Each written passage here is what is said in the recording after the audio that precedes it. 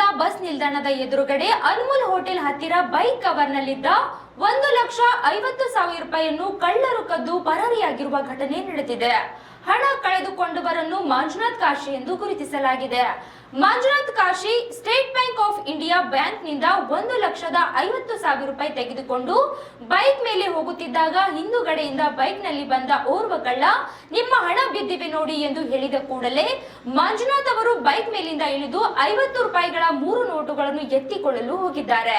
ಈ ವೇಳೆ ಎದುರುಗಡೆ ನಿಂತಿದ್ದ ಇನ್ನೋರ್ವ ಕಳ್ಳ ಬೈಕ್ ಕವರ್ನಲ್ಲಿದ್ದ ಹಣವನ್ನು ತೆಗೆದುಕೊಂಡು ಬೈಕ್ ಮೇಲೆ ಕುಳಿತು ಪರಾರಿಯಾಗಿರುವ ದೃಶ್ಯ ಸಿಸಿಟಿವಿಯಲ್ಲಿ ಸೆರೆಯಾಗಿದೆ. ಸುದ್ದಿ ತಿಳಿಯುತ್ತಿದ್ದಂತೆಯೇ ಪಿಎಸ್ಐ ಶ್ರೀಶೈಲ್ ಅಂಬಾಟಿ, ಸಿಬ್ಬಂದಿಗಳಾದ ಸವಿಕುಮಾರ್, ಬಸವರಾಜ್, ರವಿ ಅವರು ಭೇಟಿ ನೀಡಿ ಪರಿಶೀಲನೆ ನಡೆಸಿದ್ದಾರೆ. ಈ ಕುರಿತು ಚಿತ್ತಾಪುರ ಪೊಲೀಸ್ ಠಾಣೆಯಲ್ಲಿ ಪ್ರಕರಣ ದಾಖಲಾಗಿದೆ.